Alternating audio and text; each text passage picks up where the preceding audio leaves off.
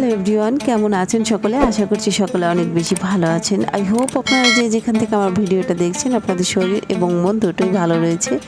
Guys, এখন বাজে হচ্ছে সকাল 10টা, আর 10টা থেকেই বেশিরভাগ কাজ আমি শুরু করি আমার ঘরে। যদিও সকালবেলা ওঠা হয়েছে, সকালবেলা নাস্তাও শেষ করেছি প্রায় 2 দিন পরে, প্রায় না আসলে 2 দিন পরেই আমি আমার আজকে একটা ছোট্ট ভিডিও তোমাদের সাথে শেয়ার করতে চলেছি। গাইজ, গত 2 দিন ধরে আমি তোমাদের সাথে ভিডিও শেয়ার করতে পারিনি, তার কারণ হচ্ছে আমার বাসায় নেট ছিল না। নেট চলে যায় হঠাৎ করে সেদিন বিকেলবেলা। ওদের ফোন দিয়ে ওরা বললো আপু লাইনে সমস্যা রয়েছে, সেই কারণে ঈদের আগে আমাদের এটা সলভ করতে হবে। কারণ ঈদের সময় সবাই চায় একটু নেট দেখার জন্য, অন্যান্য সময়ের থেকে ঈদের সময়টা হচ্ছে একটু ইসেনশিয়াল। সেই কারণে হচ্ছে ওরা নেটটা ঠিক করছিল, মানে নেটের তার। যাই হোক, পরে বাইরে গেলাম, বাইরে গিয়ে দেখি আমাদের গলিতেও আসলে ওরা নেট ঠিক করছিল, তো আর কিছু বলা হয়নি।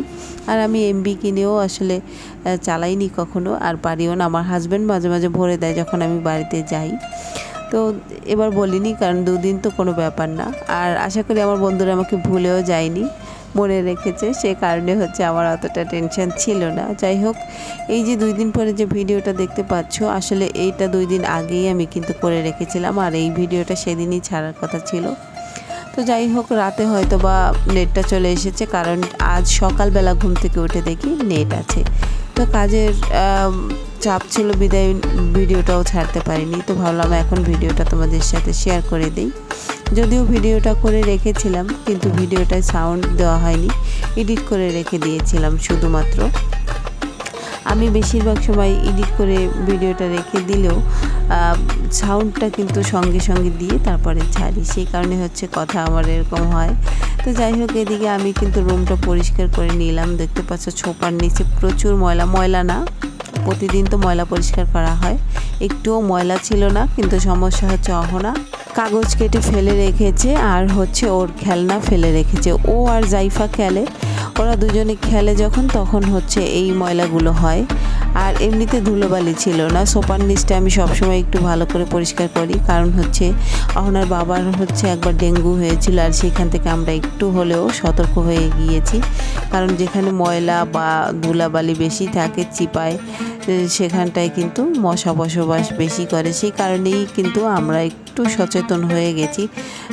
প্রচুর খারাপ অবস্থা হয় যখন ডেঙ্গু হয় কারো, তো সেই কারণে। যাই হোক, এখন এই যে দেখো জাইফামণি কিন্তু আমাকে প্রচুর ডিস্টার্ব করতেছে, সে বারে বারে আসছে আমার কোলে উঠবে, আর এই যে খেলাধুলাও করতেছে আর ডিস্টার্বও করতেছে। কিন্তু কিছু করার নেই, সে আমাদের ছাড়া বাঁচতে পারে না, আর আমরাও তাকে ছাড়া থাকতে পারি না। সেই কারণে তাকে তো আমাদের একেবারেই কি বলবো, সবার মাথার উপরে রাখতে হবে। সে হাঁটাহাঁটি করতেছে, খেলনা নিয়ে খেলতেছে, একবার আসছে কোলে উঠাতে হবে, আমাকে একবার ললিপপ খাইয়ে দিচ্ছে। তোমরা তো দেখতেই পাচ্ছ সে আমাকে কী করতেছে। আর সে সকালবেলা আসবে, আবার দুপুরে একটু যাবে বাসা, আবার চলে আসবে, তারপরে ঠিক ঠিকানা নেই। এই যে আমি গোছগাছ করে রাখলাম, কিন্তু একটু পরেই হচ্ছে অহনা আর জাইফা এটার উপর উঠে আবার কাগজ কাটতে শুরু করবে। ওই অহনা আর জাইফা এই দুজনে আমাকে প্রচুর ডিস্টার্ব করে ইদানিং। আগে এরকমটা করতো না, কিন্তু ইদানিং জাইফা আর অহনা হচ্ছে দুজনে মিলে মিশে একসাথে দুষ্টামি করে। ওই যে দেখো, ওদিকে আমি ময়লাগুলো ঝেড়ে রেখে এসেছি, সেগুলো আবার বিচাবিচি করবে এখন যত সময় আর কি পারে। এই যে এটা ফেলে দেবে, তার কাজগুলোই হচ্ছে এটা। আর তার জন্য ড্রেসিং টেবিলের সামনে কিছুই রাখতে পারি না। আর এই যে দেখো আমার বড় মেয়েটা, সে কী যেন করছে আর কি মোবাইলে, জানি না। ওর বাবা বলল যে কম্পিউটারে একটু লেখা শিখতে, তো সেগুলো না করে এখন মোবাইল চাপছে আর কি ওর বাবা। তো এই তো দেখো, এই যে সোফা পরিষ্কার হয়ে গেছে, আর ওনারা দুজনে উঠে গেছে সোফার উপরে। এই কাজগুলো তারা দুজনে মিলেই করবে, আর এখানে যত নোংরা ময়লা আছে সেগুলো তারা করবে, এবং প্রতিদিন করে। আমার কিন্তু গুছাতে গুছাতে অবস্থা একেবারেই খারাপ হয়ে যায়। যাই হোক, এই ড্রেসিং টেবিলের সামনে সাজানোর খুব শখ আমার সব সময়, কিন্তু স্বপ্নই দেখে গেলাম, গুছিয়ে রাখতে পারলাম না। 3টা বাচ্চা বড় হতে হতে আবার দেখো আমাদের কাছে জাইফা চলে এসেছে। মানে এখানে কিছু রাখলে না, এগুলো ওরা খেলনা হিসেবে নিয়ে খেলাধুলা করে। আর আমার এই 3 মেয়ে কিন্তু এই ছোট থেকেই এই ড্রেসিং টেবিলটা পেয়েছে, আর এই টেবিলটা অনেক দিন হয়ে গেছে আমার বানানো হয়েছে। যখন আমার বড় মেয়েটা হয় তখনই এটা বানানো হয়। তো তারপরে হচ্ছে ওরা 3 বোনেই কিন্তু এটার উপরে খেলেছে, আর এখন জাইফাও খেলছে। আর এদিকে দেখো আমার ফুলের টবগুলো একটু পরিষ্কার করে নিলাম, ধুলো পড়ে গিয়েছিল, জলটা চেঞ্জ করে দিলাম। খুব সুন্দর একটা টব, দেখো অনেকগুলো মানি প্ল্যান্ট গাছ কিন্তু হয়েছে এতে। আমি ডাল কেটে রেখেছিলাম আর সেগুলো থেকে প্রত্যেকটা থেকে কিন্তু এই যে খুব সুন্দর করে চারা গজিয়েছে। আলাদা করার ইচ্ছে ছিল কিন্তু করব না, ওটা ভরাই ভালো লাগছে। আর এদিকে দেখো অনেক দিন হয়ে গেছে বেসিনটা সেভাবে পরিষ্কার করা হচ্ছিল না, তো ভাবলাম আজকে যেহেতু হাতে অনেকটা বেশি সময় রয়েছে আজকে এই কাজগুলো করে নিই। আর ওই যে তোমাদের বললাম কয়েকদিন ধরে রান্নাবান্নায় এত বেশি ব্যস্ত ছিলাম, এত বেশি রান্নাবান্নার দিকে মনোযোগ দিয়েছিলাম যে কারণে রুমের অন্যান্য কাজ বোধহয় আমি ভুলে গিয়েছিলাম যেগুলো আমাকে করতে হবে। তো ভাবলাম না, আগে এগুলো পরিষ্কার করা দরকার, কারণ একটা বাসায় এসে মানুষ আগে চারিদিকে তাকিয়ে দেখে কোথায় ময়লা কোথায় পরিষ্কার, আর সেই অনুযায়ী কিন্তু তোমাকে একটা ভালো মন্দ কথা বলে ফেলবে যে ওনার ওয়াইফ এরকম বা ওর আম্মু এরকম, পরিষ্কার না নোংরা। তো সেই কথাটা না শোনার চেয়ে আগেই পরিষ্কার করে নেওয়াটা ভালো। যদিও আমরা আসলে অতটা পরিষ্কার থাকতে পারি না, আমি মিথ্যে বলার চেষ্টা কখনোই করি না, অতটা বেশি পরিষ্কার থাকতে পারি না, তার বিভিন্ন কারণ রয়েছে। 3টা বাচ্চা আসলে প্রচুর দুষ্টামি করে, মোটামুটি তো বড় হয়েছে তারপরেও কিন্তু অনেক দুষ্টামি করে। আর আমি গুছগাছ করতে খুব পছন্দ করি, গুছিয়ে রাখিও, হয়তো বা সেটা ঘন্টাখানেক থাকে, তারপরে আর অত সুন্দরভাবে থাকে না। হ্যাঁ, আমি যদি এখন গুছিয়ে রাখি একটু পরেই হচ্ছে সব কিছু এলোমেলো হয়ে যায়। হয়তো বা আর কিছুদিনের মধ্যে ওরাও ঠিক হয়ে যাবে, ওরা এরকমটা করবে না, তখন হয়তো বা অনেক ভালো লাগবে। তো যাই হোক, এদিকে বেসিনটাও আমার পরিষ্কার করা অলরেডি হয়ে গেছে। এখন আমি হচ্ছে যাব রান্নার রুমের দিকে, রান্নাটা করতে হবে।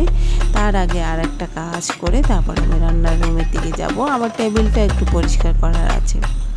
তো গাইস, তোমরা দেখেছো এই টেবিলের উপর আমি একটা পেপার বিছিয়ে দিয়েছিলাম গ্লাসের উপরে। তো সেই পেপারটা তো ছিল লাগানো উপর দিয়ে, সেই কারণেই হচ্ছে ওটা তো একটু শক্ত টাইপের ছিল আর ডিজাইন ছিল দেখে অনেকটা সুন্দর লাগতো, ঠিক আছে, কিন্তু পরে একটা সময় মনে হলো যে ওটার উপরে যদি কোনো ময়লা পড়ে সেটা পার্মানেন্ট থেকে যায়। গ্লাসের উপর যেমন কোনো জিনিস পার্মানেন্ট থাকে না, কিন্তু পেপারের উপরে কিন্তু পার্মানেন্ট লেগে যায়। যেমন আমার মেয়েটা দোল খেলে রং ফেলেছিল, তখন কিন্তু রংটা লেগে গিয়েছিল, সেটা আর ওঠেনি। তো খুব বিশ্রী লাগছিল দেখতে, সে কারণে আমি কিন্তু অহনা বাবাকে বললাম যে আমি এটা উঠিয়ে ফেলবো, তো সে বললো ঠিক আছে, কিন্তু গ্লাসটা ভালোই প্রোটেক্ট করছিল ওটা, তারপরেও এখন বিশ্রী লাগে দেখতে, সে কারণে আমি উঠিয়ে ফেলেছি। এদিকে অহনার বাবা এই যে ইফতারের টাইমে ওদের জন্য কিন্তু এই যে ওরা কয়েকদিন ধরেই শর্মা খেতে চেয়েছিল, তো শর্মা নিয়ে এসেছে, এক একটা নিয়েছে 120 টাকা করে।